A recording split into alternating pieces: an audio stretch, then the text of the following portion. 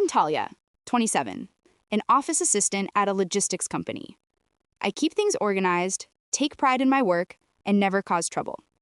But life threw me a curveball I didn't expect. It started on a gray Monday morning.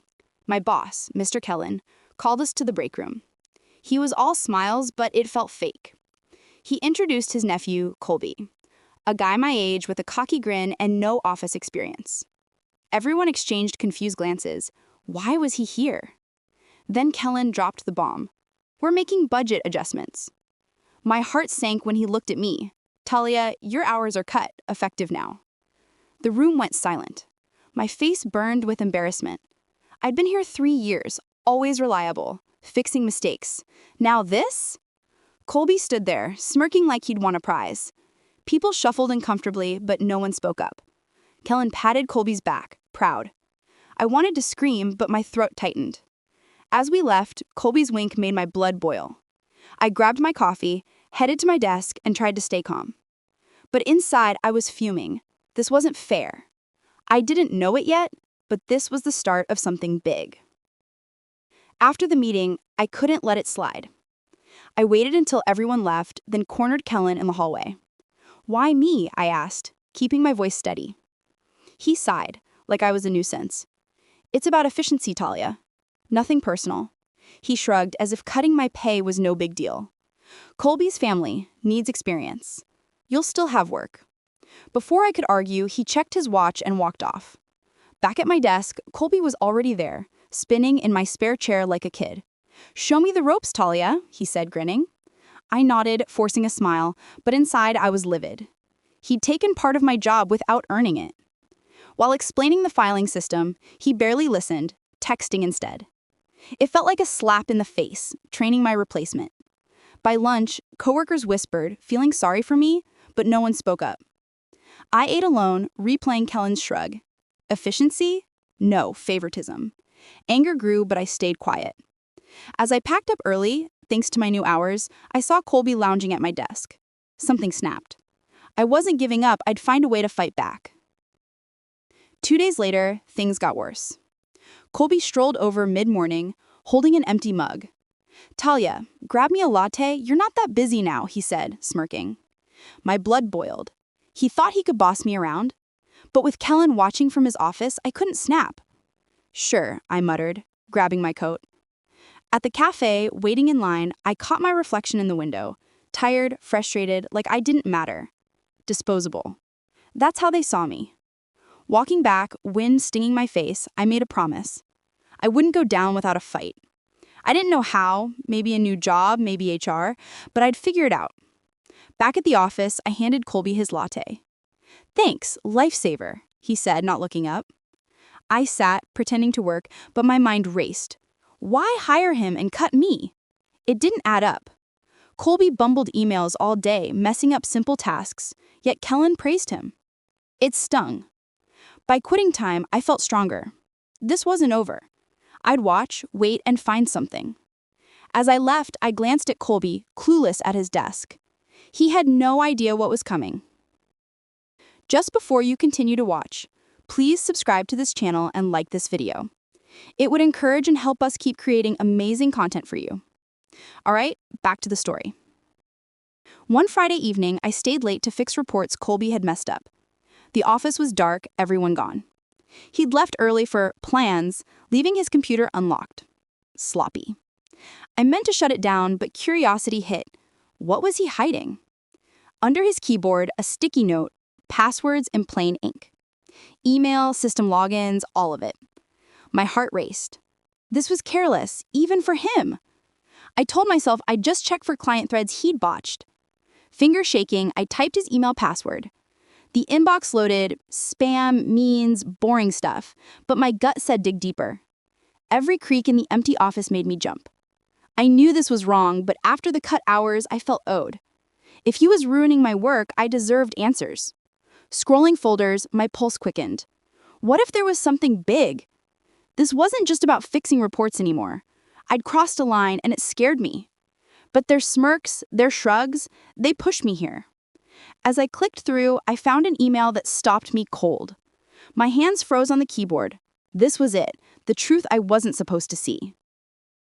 Colby's email was mostly junk, but one from Kellen caught my eye. Subject, keep this between us. My palms sweated as I clicked. It was short but shocking. Kellen wrote about cutting my hours to free up budget for family matters. But worse, it hinted at deals with suppliers, inflating invoices for extra cash they'd split. You'll handle paperwork, keep it quiet, Kellen wrote. Colby's reply, easy money, Uncle K. My stomach dropped. This wasn't just nepotism, it was fraud. My hours weren't cut to save money, they made room for Colby to cover their tracks.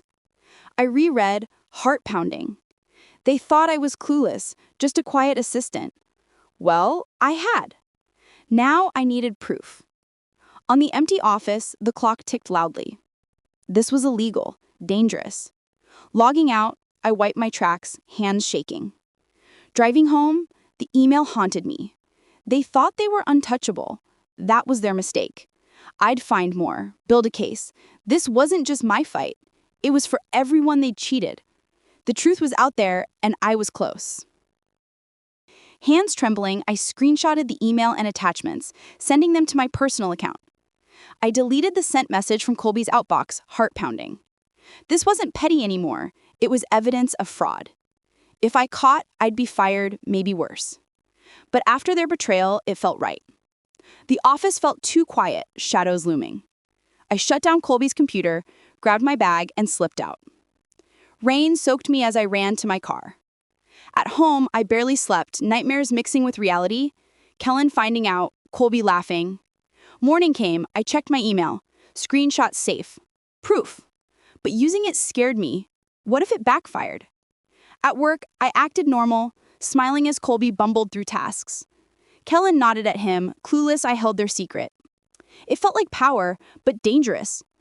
Every glance from them made my skin crawl. I decided to watch closer, gather more. Their smirks fueled me. This wasn't over. I'd move carefully, but I wasn't backing down. My cut hours, their lies, it all pushed me here. I'd make them regret underestimating me. The fight was just starting, and I was ready. The next week, tension buzzed. At lunch, Colby bragged to the team, "This job's so easy. Uncle K's got my back." He laughed, adding I could mess up big and nothing would happen. Coworkers chuckled, but it was awkward. I studied him, hiding disgust. His words confirmed the email. He was protected, untouchable. It made my blood boil. While I struggled with bills from cut hours, he joked about their scheme. I nodded along, pretending to laugh, but cataloged every word. If he was this careless, more evidence would slip. Afternoon dragged. Colby botched a shipment order, blaming the system. Kellen fixed it. No scolding. Clear favoritism. I filed papers nearby, ears open. They whispered about Apex deal, matching the email. My pulse raced. They thought no one noticed. But I did. By day's end, I felt stronger. Their arrogance was my advantage. At home, I reviewed screenshots, adding notes. This wasn't just about me. It could hurt the company, coworkers' jobs. If they kept skimming, bonuses might vanish, layoffs follow. I couldn't stay quiet forever. Timing was everything, and I'd wait for the right moment. As I left, I glanced at Colby, clueless at his desk. He had no idea what was coming. Filing in the storage room, I overheard Kellen on the phone. His door was cracked, voice low. "Numbers don't match yet," he said. "Send another invoice, pad it with extras." A pause. "Nobody checks the assistant's work." My chest burned. He meant me or Colby. His laugh chilled me. Split as usual, easy. I froze behind shelves, heart thumping. This confirmed the email? Ongoing fraud with Apex? They weren't careless. They were bold. Sure, they'd never get caught. I slipped out, mind racing. Their arrogance begged for a fall. Back at my desk, I acted busy, but thoughts swirled. How deep was this? Others involved? Kellen strode out, confident. Colby scrolled his phone, oblivious. They thought they were safe. I started noting odd payments and logs I could access. Subtle mismatches, like he said. No one checked because they trusted the system or feared Kellen. But I was checking. This wasn't revenge, it was justice. For the company, for me. I'd build my case slowly, carefully. Every step brought me closer to exposing them. They underestimated the quiet assistant, and that was their biggest mistake. That night, I spilled everything to my roommate Nico over pizza. They cut my hours for Colby, and I found emails about fraud, I said, showing screenshots. Nico's eyes widened. Talia, that's huge. Quit before it explodes. I shook my head. If I walk, they win. They're stealing, using me as cover. Nico paced. You're playing with fire. What if they catch you? I admitted the fear, but injustice burned hotter. They think I'm nothing, but I know their secret. He sighed. Then make it worth it. Be smart. His words sparked something. I felt less alone, stronger. We brainstormed. Anonymous tips, safe evidence storage. By bedtime, determination replaced doubt. Next day, I smiled through gritted teeth as Colby asked for copies. I did it cheerfully, watching for mistakes. Kellen nodded approval, clueless. Nico's advice stuck. Make it worth it. This was my fight now. I'd gather more, stay sharp. Every step felt like reclaiming power. They thought I was disposable, but I was building something unstoppable. The truth was on my side, and I wasn't backing down. I started collecting evidence quietly. Duplicate invoices from Apex showed up, same services, double charges. Odd payment schedules, always signed by Kellen or Colby. I photographed them, saving to a folder labeled Office Templates. No one would suspect. Each edition brought fear and thrill. A casual email from Kellen to Colby. Pad this one by 10%. Reply. Done. I screenshotted, dated everything. This wasn't just survival. It was justice. Afternoons, I'd volunteer for filing, spotting more mismatches. Colby left sloppy trails, Kellen approved blindly. Their trust in each other was my gain. At home, I organized on my laptop, cross-referencing. Patterns emerged. Monthly skims, thousands stolen. It angered me. While I scraped by, they pocketed extras. At work, I played the perfect assistant, unnoticed. My folder grew like a secret weapon. It wasn't just about me anymore. The company, coworkers, all at risk. If bonuses vanished or layoffs hit, this fraud was why. I'd keep digging, stay invisible. Every piece strengthened my case. Soon, it'd be undeniable. They thought I'd stay quiet, but I was ready to speak. One evening, transferring files to my drive, I heard footsteps. Kellen walked in, coffee in hand. My screen showed an incriminating email. Heart leaping, I minimized it, pulling up meeting notes. Working late? He asked, eyes narrowing. Just finishing notes, I said, voice calm, despite shaking hands. He glanced at the screen, suspicious. Don't overdo it with your hours. He lingered, testing me. I typed nonsense, smiling. Finally, he left. I nearly collapsed, relief flooding. Too close. If he'd seen, I'd be done. I wiped sweat, checked for traces. From then on, I'd be smarter. Work from home, use incognito. The scare fueled me. He didn't suspect specifics, just my presence. Good, let him wonder. I finished quickly, locked up. Driving home, paranoia hit. Cameras? But our small office had none. Still, I'd vary routines. This game was risky, but necessary. Every move had to be perfect now. I wasn't just gathering evidence, I was outsmarting them. They'd never see me coming. At Kellen's birthday lunch, the office crowded around cake in the break room. Streamers sagged. The mood was forced. Colby gave a sloppy toast. To Uncle K, getting rich off your wisdom. He laughed. Others shifted awkwardly. Rich? Too close to their scheme. I clapped, forcing a smile, but cataloged his words. Careless admission. Kellen chuckled, cutting cake. He said, family first, eyeing Colby. People ate fast, talk stiff. I watched. Kellen confident, Colby clueless. They were reckless, joking about what could ruin them. I slipped away, noting the toast mentally. Evidence wasn't just files, words counted. As plates cleared, I overheard them whisper about next payout. My skin prickled. They partied while stealing. It hardened my resolve. This wasn't just my job. The company could suffer. Back at my desk, I added notes to my folder. Every slip brought me closer. They thought they were untouchable, but I was watching, waiting. The truth was building, and I'd make sure it hit hard. I befriended Omar from IT over coffee, acting curious about systems. How do backups work? I asked innocently. He explained server logs kept everything, even deleted emails. Indefinite retention, he said. My mind buzzed. This was huge. I didn't push, just nodded, thanked him, but plans formed. Archived emails could prove patterns beyond screenshots. Omar mentioned easy retrieval with admin access, but warned about audits. I stored that info. Days later, I accidentally locked my account, calling him over. While he fixed it, we chatted. He griped about users like Colby, leaving systems open. I laughed, probing subtly. Deleted files gone forever? Nah, archived, he said. Perfect. This could make my case ironclad. I thanked him, mind racing. No more sticky notes. I'd go deeper. Evidence wasn't just emails. It was history. They thought I was invisible, but I was learning their weaknesses. Late one night, using Omar's tips, I accessed archived emails from my desk. Office dark, I typed carefully. Threads loaded, months of Kellen and Colby's talks. Instructions to fake logs, split cache. My pulse raced. Kellen had done this for years, now grooming Colby.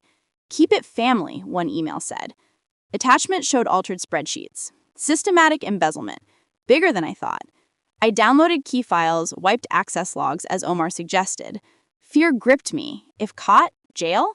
But anger pushed on. They'd stolen thousands, maybe more. My cut hours were nothing compared to this. Logging out, I breathed deep. This proved intent, not mistakes. Colby wasn't innocent. He was complicit. My folder grew stronger. This wasn't just about me. It was for everyone they'd hurt. I'd keep going, stay sharp. The truth was close.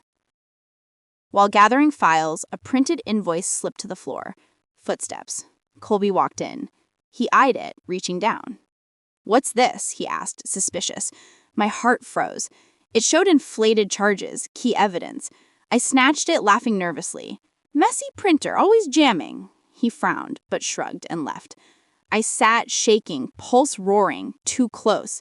If he'd read it, I'd be exposed. I stuffed it away, vowing no more printing at work, digital only. Paranoia spiked. Did he suspect? But he seemed oblivious. Still, the line between safety and disaster was thin. I'd use VPNs, varied times. This game needed smarts. The thrill mixed with fear. I was winning, but barely. They'd never guess the quiet assistant was outsmarting them. Miss Devereaux pulled me aside in the hallway. "I've noticed things don't add up," she whispered. "Be careful." I froze. Did she know my digging? Her eyes held worry, not blame. "Invoices? Payments? Watch yourself." I nodded, heart racing. "Thanks," I said. She walked off fast. Was she an ally, or had she seen the fraud too? Either way, I wasn't alone. Someone else suspected. That gave me strength, but also fear. If she knew, others might. I watched her later, discreetly. She avoided Kellen, stayed focused. Maybe she'd help if asked. For now, I'd stay solo. Her words fueled me. This mess was real, affecting more than me. I'd keep building my case, stay invisible. They'd never see it coming. Colby stumbled in hungover one morning, eyes red, ranting about too much responsibility from his uncle. He slammed his phone on my desk, grabbing water. Notifications flashed. Kellen's text. "Keep numbers straight. Don't mess this up." My fingers itched to scroll, but I couldn't risk it. Still, it showed cracks. Pressure on Colby. He wasn't cocky now. "Rough night?" I asked casually. "Family stuff," he grumbled. "Confirmation. They were stressed. Good. Slips like this build my case. Evidence wasn't just files. Behavior mattered. I smiled, handing him papers, acting normal. Cracks mean falls coming. They thought I was nothing, but I was watching. I drafted a detailed email outlining everything. Emails, invoices, patterns, attached screenshots, files, sent to my private account with subject recipe ideas. Vague, safe. It felt like locking a vault. Proof safe from accidents. Relief hit. I wasn't carrying this alone. At work, I added more, staying vigilant. This email was my shield, ready to send if needed. Timing was key, but power shifted. They thought I was clueless, but I held their secrets. Every step felt stronger. I'd make them pay for underestimating me. Miss Devereaux cornered me by the copier. "You're in deeper than you realize," she whispered. "If you've found anything, keep it close." Her tone was fear, eyes darting. It shook me. If she was scared, how big was this? What do you mean? I asked. She shook her head. Just watch your back. She left fast. Her warning echoed. Powerful mess. Fraud ties might go beyond the company. I doubled security. Encrypted folders, no traces at work. Fear grew, but so did resolve. Allies like her meant the truth would win. I'd keep going. Stay safe. Colby arrived late to a client meeting, reeking of alcohol. He fumbled slides, then forwarded a confidential email chain to the wrong client, not Kellen. I watched Kellen's face pale as he realized. Technical glitch, he stammered, ending the call. But the client saw shady notes. Colby shrugged. Kellen glared. They were slipping, mistakes piling. I noted it all, heart racing.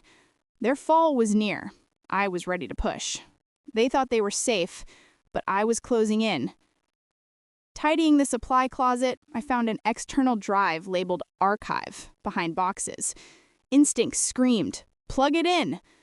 At my desk, I did. Spreadsheets, logs, 5 years back. Embezzlement. Hundreds of thousands skimmed. Jackpot. Patterns clear, undeniable. Kellen mastermind, suppliers complicit. I copied everything. Hid the drive. This wasn't small fraud. Company threatening. My folder was now unstoppable. They'd never suspect the assistant had this. I was ready for the final move. That night, staring at my evidence folder, the weight hit. Proof solid, risks huge. Was I ready to blow the whistle? Losing my job, retaliation, terrifying. But letting them walk free burned worse. They'd hurt the company, me, others. I paced, debating. HR? Police? Fear battled justice. Resolve hardened. I'd do it.